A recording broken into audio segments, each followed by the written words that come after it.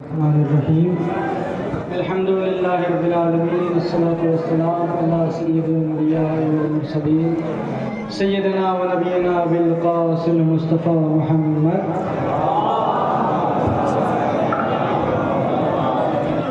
وعلی اہل بیتہ الطیبین الطاہرین المعصومین المظلومین ولعنۃ اللہ علی اعدائهم اجمعین من یومنا الی قیام یوم الدین اما بعد فقط قال الامام الحسین علیہ السلام وانی لم اخرج اشرا ولا بدرا ولا ظالما ولا مفسدا انما خرجت لطلب اصلاح فی امت جدی صلی اللہ علیہ وآلہ وارید ان امر بالمعروف وانہا عن المنکر واسیر بسیرت جدی وعدی علی۔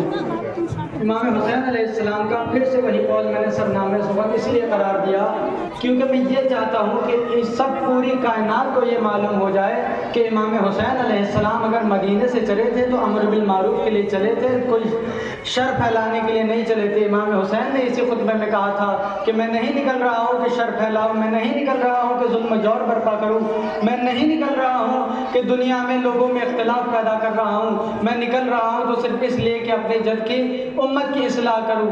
جو امام حسین علیہ السلام اب مدینے سے جیسے ہی روانہ ہوتے ہیں تو اس وقت ولید کا حکم، ولید کا خط آیا امام کے پاس، ولید کو امام کے دربار میں امام کو ولید کے دربار میں طلب کیا گیا اور ولید نے کہا اے حسین ابن علی، میں تم سے کہتا ہوں کہ یزید کی بیعت کر لو، تم بھی سکون سے رہو گے، ہم بھی سکون سے رہیں گے۔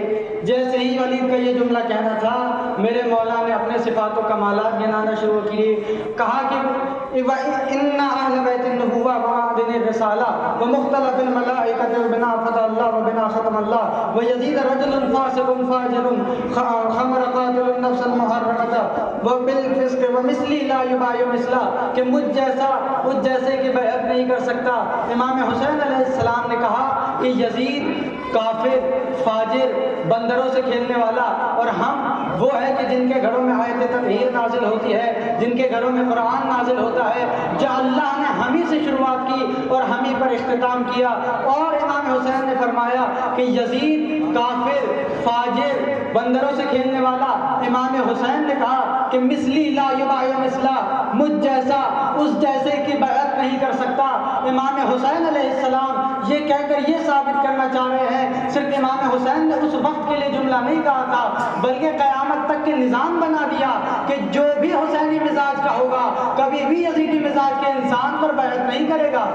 امام حسین علیہ السلام نے کربلا کے پہلے ہی یہ نظام بنا دیا کہ دیکھو یزیدیت کے خلاف آواز بلند کرنا یہ حسینیت کی سیرت ہے۔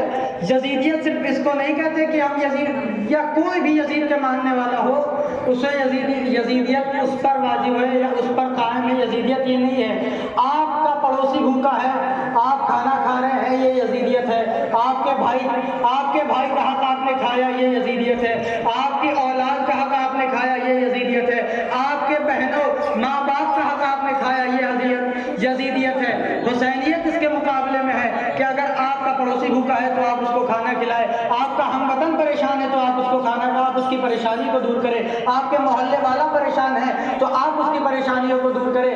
یہ نہیں کہ امام حسین نے یہ نہیں کہا کہ اگر ہندو ہے تو اس کی پریشانی کو دور نہ کیا جائے، مسلم ہے تو اس کی پریشانی کو دور کیا جائے۔ امام حسین نے کلی قاعدہ بنا دیا کہ دیکھو انسانیت کا تقاضا یہ ہے کہ جس کو پریشان پاؤ اس کی مدد کرو، جس کو بھی تم پریشان پاؤ اس کی مدد کرو۔ کربلا امام حسین علیہ السلام نے واقع کی، لیکن کربلا ایک سوانے کا نام نہیں ہے، کربلا انسانیت کو بچانے کا نام ہے۔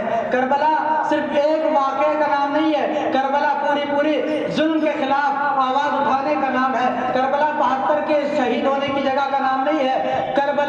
کربلا امام حسین علیہ السلام کا مقصد، ہماری درسگاہ، ہم اگر کربلا پر نظر ڈالیں تو ہر ایک صحابی الگ الگ کیریکٹر میں نظر آتا ہے، ہر ایک انسان کا ایک الگ وجود ہوتا ہے۔ کربلا میں آپ کو دوستی بھی دکھے گی، دشمنی بھی دکھے گی۔ دوستی اگر آپ دیکھیں کہ ایک 70 سال کا دوست ہے، حسین کے خط لکھنے پر چلا آیا نصرت کے لیے۔ ایک دشمن تھا جو راتوں رات حسین کے خیمے کی طرف آیا اور حر سے حر علیہ السلام بن گیا۔ کربلا میں ہر ایک چیز لکھی ہوئی ہے۔ اگر آپ غور کریں کہ کربلا کہتے کسے ہیں تو میں آپ کو کربلا کے اوپر ایک بات بتاتا چلوں کہ کربلا میں ایسے انصار و اصحاب تھے کہ جب امام حسین علیہ السلام نے شب عاشور چراغوں کو گل کر دیا تھا اور کہہ دیا تھا کہ جس کو جانا ہے چلا جائے، لیکن کوئی نہ گیا تھا۔ اسی جملے کو دیکھ کر گاندھی جی فرماتے ہیں کہ جب یہ پورا ہندوستان قید تھا، گاندھی جی نے کہا تھا کہ اگر میرے پاس حسین کے جیسے 72 صحابی ہوتے تو میں ہندوستان کو صرف اور صرف 24 گھنٹوں میں آزاد کروا دیتا۔ کربلا انسانیت کا نام ہے، کربلا ظلم کا نام نہیں ہے۔ کربلا انسانیت کا نام ہے، کربلا ظلم کا نام نہیں ہے۔ کربلا میں آپ نے دوستی دیکھی، دشمن سے دوست بنتا دیکھا۔ آپ کربلا میں دیکھیں کہ ایک بھائی ہے، دوسرا بھائی ہے، بھائی سے بھائی کی محبت بھی دکھے گی۔ اب میں آپ کو آج جیسے کہ مخصوص دن امام مولا عباس علیہ السلام سے میں چاہتا ہوں کہ کچھ نذران عقیدت ان کی بارگاہ عالیہ میں پیش کروں۔ جب کربلا میں عمر پسر سعد کے پاس یزید کا خط آیا کہ اے پسر سعد یہ بتا کہ حسین کے خیمے کتنے، جاؤ گنو اور بتاؤ حسین کے خیمے کتنے ہیں۔ جیسے ہی پسر سعد کو یہ خط پہنچا، پسر سعد نے لکھ دیا کہ پسر سعد نے لکھا ہمارے پاس نیزے بہت ہیں، تلواریں بہت ہیں، خنجر بہت ہے، لشکر بہت ہے۔ خط بھیج دیا۔